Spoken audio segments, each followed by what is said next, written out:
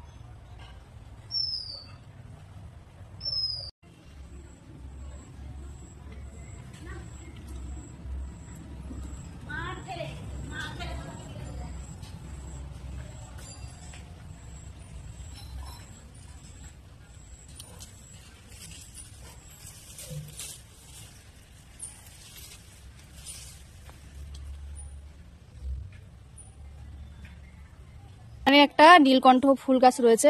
এতদিন তো ফুল ফুটেছে, অনেক অনেক ফুল ফুটেছিল, তারপরে একটা দুটো ফুটছিল। এখন তো দেখছি মানে কালকেও দুটো নিয়েছি, আজকে দেখি একটাও নেই। তখন শিব ঠাকুরকে একটু ওই নীলকণ্ঠ ফুলটা দিলে বেশ ভালো লাগে। আর এখানে দেখো কতগুলো গোলাপ ফুল ফুটে রয়েছে। আর প্রজাপতিগুলো কিন্তু বেশ আজকে আনন্দ পেয়েছে, ফুল ফুটে রয়েছে চারিদিকে। এটাকে বলতে না বলতে আবার একটা চলে এসছে, ওই যে উঠছে ওখানে। সো ফ্রেন্ড, ফুল তোলা হয়ে গেছে। দেখো আর একটা ফুল আমার কাছে চলে এসছে, হাজবেন্ড সকাল সকাল নিয়ে এসছে। দেখো কতটা বড় সেটা দেখাই তোমাদেরকে। দেখো এত বড়। আর যে আগের দিন নিয়ে এসেছিল ওইটা ভালো করে রান্না করতে পারিনি, মানে এত নরম হয়ে গেছিল, পুরো কচুর শাকের মতো হয়ে গেছিল। তো আজকে এনে ভাতে দিয়ে বলছে যে এটা ঠিক করে রান্না করো।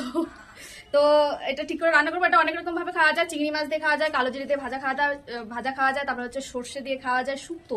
আমার শাশুড়ি বলছিল শুক্তোটা বেশি ভালো লাগে, তো শুক্তোই করবো। আগের দিনও করেছিলাম, ভালো লেগেছিল, বাট নরম হয়ে গেছিল। ভালো তো হয়েছিল, হচ্ছে না আগে দর্শনধারী, তারপরে হচ্ছে কি বলো গুণধারী, যাই হোক একটা কিছু বললো, অনেক বড় মানে ইয়ে দিয়ে দিল, অত জ্ঞান নেই। যাই হোক এটাকে রান্না করবো। আর তোমরা কে কে খেতে ভালোবাসো এগুলো অবশ্যই কিন্তু কমেন্টে জানাবে। আর ছোটবেলায় না প্রচুর তুলেছি, এর স্মৃতি অনেক রয়েছে, ছোটবেলায় অনেক তুলেছি।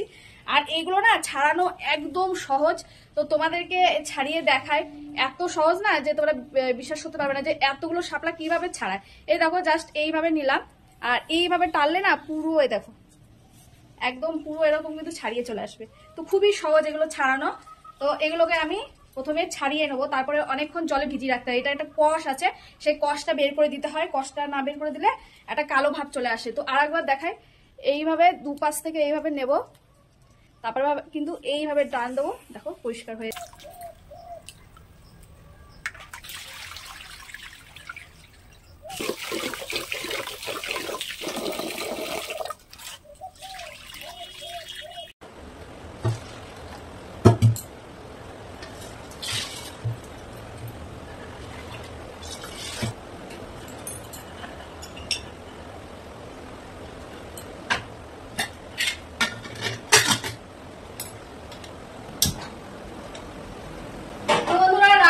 বসিয়ে দিয়েছি। আর তোমাদের একটা ভালো জিনিস দেখায়, আজকে বাজার এসছে, অনেক কিছু এসছে। দেখো নতুন ফুলকপি এসছে, এই ফুলকপি গুলো খেতে বেশ ভালো লাগে। এর আগের দিনে একটা ফুলকপি দিয়ে এসছে, মানে এখনেরই কিন্তু পুরনো হয়ে গেছে, ওইটা হয়তো কিছুদিন আগে লাগানো হয়েছিল।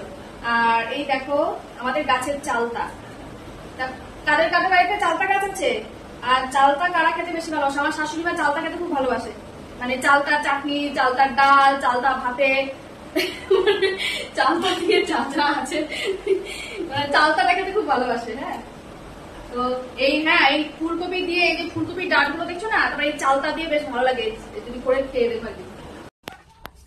কিরে খিদে পেয়েছে? ওদের না অনেক খিদে পেয়েছে, খাবার নেই। খাবার নিয়ে তো ওই যে দামে নিয়ে আসছে, তুই খোল। ওর খোলাই আছে, তালা খোলাই আছে,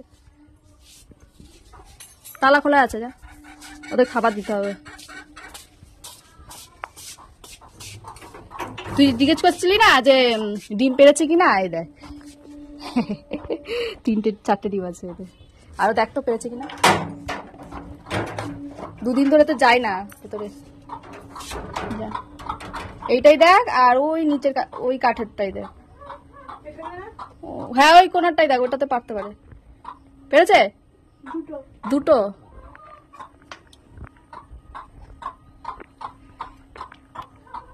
দেখো বন্ধুরা, এই যে মুরগি পুষলে কত লাভ দেখতে পাচ্ছ। আমরা কিন্তু এই দেখো বিনা পয়সা ডিম খাচ্ছি, আর আমার মেয়ে তো ডিম খেতে খুব ভালোবাসে। ভালোবাসে তো, খুব ভালোবাসে ও ডিম খেতে। তাহলে কথা হলো 4টে আর 2টো, 6টা হলো। একজন চেয়েছে ডিম, তাকে দিতে হবে। তাহলে খাবারটা দিতে হবে। খাবারটা দিয়ে তুই দিয়ে দে। তুই এনে দাঁড়া, আমি দিচ্ছি। এই যে রেশনের চাল আমরা এনে রাখি, এই চালগুলোই কিন্তু মুরগিকে খাওয়াই। তা ওদেরকে চাল খাওয়াচ্ছি, তারপরে ডিম দিচ্ছে। এনে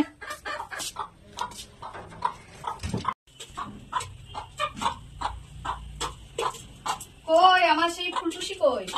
ও আমার ভুলেই গেছি, আমার ফুলটুসি তো মারা গেছে। আমার একটা প্রিয় মুরগি ছিল, মানে হাতে ধরলেই চলে আসতো, কোলে চলে আসতো। ও মারা গেছে, আমার ভুলেই গেছি যে ও মারা গেছে। ও বুকটা আমার ধস করে উঠলো। আমি ভাবছি মানে ও আছে এখানে, ওর জন্য মানে কেমন যেন লাগছে। আয় আয় আয় আয় আয় আয় আয়। তোর খুব বদ, একটা বসে থাকে খুব, ওইটা কি ধরা যায়? আসবে না এগুলো একটাও। ওই একটাই ছিল, খুব সুন্দর ছিল, ওটা কাছে আসতো। আর এগুলো কাছে আসে না, শুধু ভয় পায়। এতদিন ধরে রয়েছে আমার কাছে, তাও ওরা খুব ভয় পায়। আয়, আসবি না? ও এরকম হাতেও খেত, হাতে যদি খাবার দিতাম সেগুলো খেত। নে খা দেখি, তো দেখি দেখি দেখি কে এসে খাবে, কে এসে খাবে দেখি। কেউ খাবে না, তোর ভয়ে থাক। ও গরম গরম, বিশাল গরম। এখানে শাপলা বসিয়ে দিয়েছি, আর আগের দিনটা খুব নরম হয়ে গেছিলো, বললাম একদম কচুর শাকের মতো হয়ে গেছিলো। তো আজকে একদম একটু গোটা গোটা রাখার চেষ্টা করছি, তাও একটু নরম হয়ে গেছে। তারপরে হচ্ছে পোস্ত আর সর্ষে বেটে একটু আলাদা কড়াইয়ের মধ্যে একটু তেলে নাড়িয়ে নিয়েছি, যাতে কাঁচা গন্ধটা না বেরোয়। তারপরে এটার সাথে মিশিয়ে দিলাম, আর একটু চিনি দিলাম, ব্যাস রেডি হয়ে গেল। এরপর দেখতে পাচ্ছ এটা হচ্ছে সাদা তিল। এই তিল আমার শাশুড়ি মা যখন রান্না করছি তখন বলে দিয়েছে, যে আমি বললাম যে এই রান্না হচ্ছে, বলছে তাহলে তিলের বড়া করো।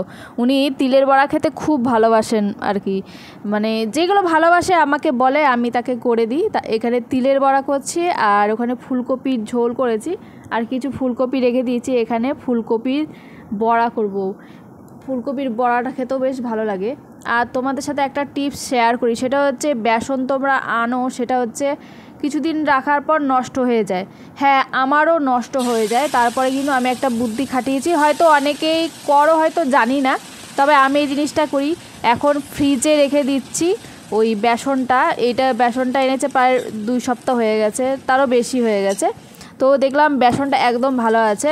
তো এই টোটকাটা আমার বেশ কাজে লেগেছে। না হলে না বেসন আনি, ওই ধরো ঠোঙাতেই আনলাম 50-25 এরকম আনি, সেটা নষ্ট হয়ে যায়, কেমন ছাতা পড়ে যায়। তো এইটা বেশ ভালো আছে, এই টোটকাটা বেশ ভালো লাগলো। তারপরে যে তিলের বড়াগুলো ভেজে নিলাম, ওখানে একটু হলুদ, নুন, লঙ্কার গুঁড়ো ওগুলো দিয়ে নিয়েছিলাম, আর একটু আটা দিয়ে নিয়েছিলাম মচমচা হওয়ার জন্য। আর এটা এত মুচমুচে হয় না, কি বলবো। তারপরে ফুলকপির বড়া বসিয়ে গেছে, আর এখানে এই যে মেয়েকে কাচতে দিয়েছি। ভালো হতো, বাবা ওখানে কাচ্ছিল ওর বাবার প্যান্ট, আর এখানে মেয়ের ড্রেস কাচ্ছিল। আর সকালবেলা এগুলো আমি কেচে মেলে দিয়েছি। তাই বলছিলাম যে 3জন মিলে কেচেও শেষ করতে পারছি না, বাবা মা মেয়ে সবাই মিলে কাছাকাছি করছি। তো এগুলো সব গুছাতে হবে এখন, কি করে রেডি গেছে সব ছড়িয়ে ছিটিয়ে। মেয়েদের জীবন, মেয়েদের না মানে বৌমাদের জীবনটা একটা স্যাক্রিফাইসের মতো চলে। মেয়েদের বলতে শাশুড়ি হোক, সেও তো একদিন বৌমা ছিলেন, সেও স্যাক্রিফাইস করেছে। তারপরে এই যে এখন আমি বা তোমরা এই যে স্যাক্রিফাইস করছো, মানে যার যেটা ভালো লাগে সেটা কিন্তু আমরা রান্না করি। নিজের দিকটা কিন্তু আমরা খেয়াল করি না যে নিজে কোনটা ভালোবাসি। কালকে তাই বলছিলাম, কেউ লঙ্কা খেতে ভালোবাসে না, তার জন্য লঙ্কা কম দেওয়া হয়। কেউ নরম তরকারি খেতে ভালোবাসে, তার জন্য নরম করা হয়। কেউ টক ডাল খেতে ভালোবাসে, তাকে টক ডাল দেওয়া হয়। কেউ পাঁপড় ভাজা খেতে ভালোবাসে, তাকে পাঁপড় ভাজা দেওয়া হয়। যেমন আমার মেয়ে পাঁপড় ভাজা খেতে বা চিপস খেতে ভালোবাসে, ওইটা দিলে ভাতটা খেয়ে ফেলে, নাহলে খেতে চায় না। আর মোবাইলটা তো তার সাথে থাকবেই। মানে মেয়েদের জীবনটাই স্যাক্রিফাইস। মানে আমি যেটা বলছি, আমি লঙ্কা খেতে খুব ভালোবাসি, বাট এখানে এসে শ্বশুরবাড়িতে এসে এমন ব্যাপার হয়েছে না, ঘটি ব্যাপার হয়ে গেছে। ওরা কিন্তু বাঙাল, কিন্তু একদম ঘটির ব্যাপারের মতো হয়ে গেছে। ছোটোবেলা থেকে খেয়ে যেমন অভ্যাস আমার হাজব্যান্ড, তেমন হয়ে গেছে। সেই নরম নরম জিনিস খাওয়া, মানে মাংস নরম করে খাওয়া, সবজি একদম নরম করে খাওয়া, সব রকম এরকম। মানে মেয়েদের জীবনটাই স্যাক্রিফাইসের মধ্যে চলে। মানে আমি বুঝতে পারছি যে বউদের জীবনটা কেমন হয়। হয়তো তাদের বয়স হয়ে গেলে সেটা চেঞ্জ হয়ে যায়, হয়তো আমারও হতে পারে। কিন্তু এই যে এই সময়টা আমাদের গুরুত্বপূর্ণ একটা সময় থাকে। এই সময়টা চলে গেলে কিন্তু আমরা আর সেটা পাই না। যাই হোক, রান্নাবান্না করে নিয়েছি, অনেক স্যাক্রিফাইস করেছি। তারপর হচ্ছে এই যে পুজো দিয়ে নিচ্ছি। এই যে রান্নাবান্না করে সংসারের সব কাজ করে পুজোটা দিতে হয়, এটা একটা বয়স্ক মানুষ যখন বাড়িতে থাকে তারা দিলে বেশ ভালো হয়। বাট আবার শাশুড়ি মা পারেন না বা দেয় না, বলতে পারছি না। ও যাই হোক, পুজোটা দিয়ে নিয়েছি, যেটা যার যার মনের ব্যাপার এটা, আর কিছু বলার নেই। আমার ভালো লাগে। যাই হোক, একটু দেরি হয়, তবে দিয়ে ফেলি। এই যে আমাদের গুরুদেবের আমরা দীক্ষিত, তো আমার মেয়ের জন্ম তারিখে এটা একটা পুজো দেওয়া হয়।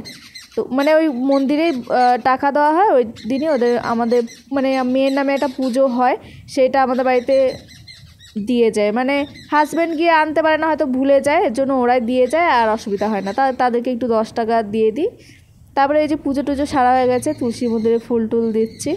এরপর ওদেরকে খেতে দিয়ে এসেছি, কারণ হচ্ছে আমার একটু দেরি হয়ে গেছিলো, তাই হচ্ছে আগে খেতে দিয়ে তারপরে আমি স্নান টান করে তারপর পুজোটা দিয়ে নিচ্ছি।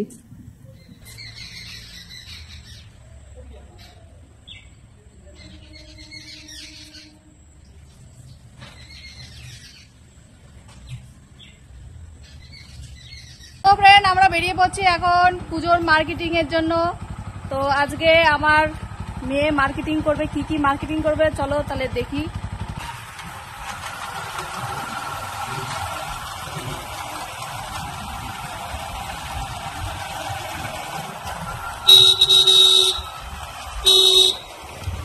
আজকে আমি আর আমার মেয়ে ম্যাচিং পরেছি। তারপরে চলে গেছি স্টার উইনে। তো স্টার উইনে গিয়ে আমার মেয়ের এক চয়েসে এই ড্রেসটা পছন্দ হয়ে গেছে, নিয়ে নিল। এটা হচ্ছে পুজোর ড্রেস।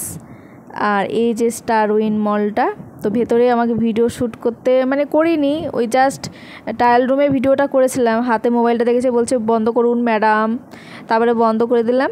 তারপরে বাইরে এসে এই যে ভিডিওটা তুললাম। তারপরে এখান থেকে তো জামা কিনলাম, তারপরে যাব স্টাইল বাজার। তো স্টাইল বাজারে যাওয়ার আগে দেখো এই যে মার্কেটিং করে বেরোচ্ছে আমার হাজব্যান্ড আর আমার মেয়ে। এবার পুজোতে আমাদের হবে কি না ঠিক জানি না, কারণ হচ্ছে এবার মানে খুবই খারাপ অবস্থা। এরপরে যে স্টাইল বাজারে যাচ্ছি, আর দেখো আমাদের রাস্তার কি মানে অবস্থা দেখো। এটা হচ্ছে আমাদের বাস স্ট্যান্ড। তা এখানে মানে এইটার উপর দিয়ে বাসগুলো যায়, আর এখানেই কি অবস্থা।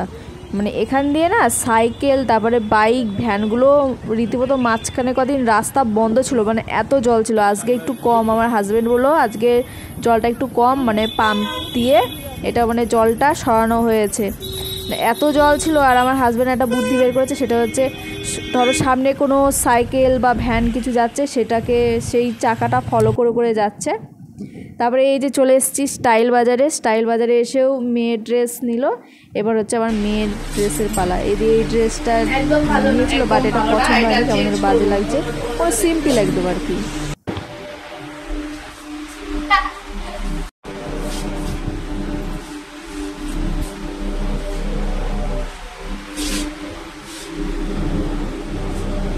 প্রত্যেক বছর আমরা ওই শপিং করে তারপরে একটু রেস্টুরেন্টে ঢুকি, তো এবার একটু দেরি হয়ে গেছে। তো হাজব্যান্ড বলল যে নিয়ে চলো। আর একান্ত আপন হয়তো অনেকেই চেনো, এটা খুব ভাইরাল একটা রেস্টুরেন্ট। এখানে গোটা খাসির বিরিয়ানি বা গোটা খাসির একটা লোক নাচিয়ে খুব ভাইরাল হয়েছিল ভিডিও, তো সেই দোকান। তো এই যে আমার মেয়ে এখন খাসির বিরিয়ানির খুব ভক্ত হয়ে গেছে। তো খেতে খেতে মাছটা চলে এসছে, খেতে পারলো না, খুবই খারাপ লাগছে ব্যাপারটা। তো এসে আবার খাবে বলেছে, তো ওর জন্য রেখে দেবো আর আমি একটু খাবো। মেয়েটা খেতে বসছিল বিরিয়ানি, তো বিরিয়ানি এখন কোনোদিনও ভালো খায় না, এখন হঠাৎ করে কিছুদিন ধরে দেখছি খুব ভালো খাচ্ছে বিরিয়ানি। তো আজকে শনিবার বলেছিলাম নিরামিষ, তো এই যে শপিং করতে গেছিলাম, কিন্তু আমি বলেছি দুপুরবেলা যে আমার ভালো লাগে না খেতে, আমার না নিরামিষ খেতে ভালো লাগে না। হাজব্যান্ডকে বলেছি, তো হাজব্যান্ড বললো যে চলো বাইরে তো খেতে যাবো, চলো তাহলে কিছু খেয়ে আসবো। তো আসার সময় বললো হোটেলে খেতে তো অনেক টাইম লাগবে, মানে রেস্টুরেন্টে, বললো চলো বাড়িতে নিয়ে যাই, বাড়িতে রেখে খাবো। তা ও বেরিয়ে গেছে, এখন মেয়ে খেতে খেতে পড়াতে চলে এসছে, কেমন খারাপ লাগে বলো, খেতে খেতে চলে গেছে। আমি বলছি পরে এসে আবার খাস, আবার তো খাবেই, তো পরে এসে খাবে। তো খেয়ে ফেলি মটন বিরিয়ানি। তো এখন চিকেন বিরিয়ানি, মটন খাই না ও, মানে আমার মেয়ে, তো এখন এত ভালোবাসছে যে মটন বিরিয়ানি খাচ্ছে, চিকেনটা আর খাচ্ছে না। চিকেনটা খুব একটা ভালো খায় না, ওই মোমো আর ওই চিলি চিকেন এগুলো করে দিলে খায়, বাট ওই ঝোল টোল কষা টষাগুলো খায় না। তো একটা কথা না বললেই নয়, যে এই যে শপিংটা করলাম, তো এর থেকে একটা কথা মনে পড়লো, যে আমার মেয়ে বলছে যে স্কুলে অনেকের 3-4টে করে জামা হয়ে গেছে, আমার হয়নি। তো সেইটাই বলছিলাম মেয়েকে, আর মনেও পড়ছিল যে ছোটবেলায় আমাদের একটাই জামা হতো, একদম হতো না সে না, অনেকের এমন আছে হয় না, মা বাবা থাকলেও হয় না। তো ছোটবেলায় আমার যখন বাবা ছিল, আমার 6 বছর বয়সে বাবা মারা গেছে, তো সেই টাইমে আমি একটা জামা পেতাম। তারপরে যখন বাবা মারা গেল না, মানে জামা দেওয়ার কেউ ছিল না, তারপর হচ্ছে আমার কাকা জামা দিল, তারপর ওই বছর আমার মাসিও জামা দিল, ও ফার্স্ট টাইম তারা দিয়েছিল। তারপর দেখলো যে এ দিচ্ছে, ও ভাবলো ও দিচ্ছে, তারপরে পরের বছর থেকে কেউই দিল না। মানে একটা জামার জন্য ছোটবেলায় কত কান্না করেছি, যে বয়সটায় বাচ্চারা বায়না করে, তো সেই কথাটাই মনে পড়ছে যে তাহলে কেন আমার মেয়ের স্বপ্নটা পূরণ করবো না, যে কষ্টটা আমরা পেয়ে এসেছি। আমার শাশুড়িমাও বলছিল যে তোর বাবা কাকার এরকম জামা টামা হয়নি, হয়নি বলতে বললো হ্যাঁ হয়েছে, আমাদের হয়নি, সেটা হচ্ছে কথা। কারণ আমার শ্বশুরমশাই যেহেতু চাকরি করতো, অবশ্যই তার থাকবে, দেবে। তারপরে অনেকগুলো বাচ্চা, 3-4টে করে বাচ্চা, যাই হোক, মেয়েকে দিতে পেরে অনেক শান্তি হয়েছে, যে ওকে ফার্স্ট টাইম দিয়ে দিলাম, ব্যাস। আর ঝামেলা মানে আমাদের হলে হলো, না হলে না হলো, কোনো ব্যাপার নেই। কিন্তু এইটা বোঝার থেকে, মানে মাথা থেকে বোঝাটা নেমে গেল যে আমার মেয়েটার একটা কিছু হয়েছে। এবার তো আরও সবাই আছে, দিদা, মাসি, পিসিরা সবাই দেবেই। তো আজকের ব্লগটি এখানে শেষ করছি। যদি ভালো লাগে একটি লাইক দিও আর কমেন্ট করো। তোমরা কমেন্ট করছো না, কমেন্ট না করলে আমি কি করে বুঝবো যে তোমাদের আমার ব্লগটি ভালো লাগছে কি লাগছে না। আমার ব্লগ দিলে খুব একটা ভিউজ আসছে না দেখছি, বুঝতে পারছি না তোমরা কি পছন্দ করছো না, হয়তো এর জন্য হয়তো ব্লগে ভিউজ আসছে না, 100 পার হয় না যদি ব্লগ দিই, এই জন্য ব্লগটা অল্প দিচ্ছি, কারণ হচ্ছে ব্লগে ভিউজ আসছে না, কারণ তোমরা দেখছো না আর তোমরা মানে ভালোবাসছো না, সেটাই হচ্ছে আসল কথা। তো তোমরা যদি ভালো না বাসো তাহলে আর কি করবো দিয়ে বলো, এর জন্যই দেওয়া হচ্ছে না। তো তোমরা কমেন্ট করে বলো যে আমার ব্লগ কি তোমাদের ভালো লাগছে না, হয়তো ভালোই লাগছে না, তাহলে তো তোমরা অবশ্যই কমেন্ট করতে, দেখতে। সো আর কি বলবো, যদি ভালো লাগে একটু কমেন্ট করো। আর সো গুড নাইট, টাটা, এখানে ব্লগটি শেষ করছি।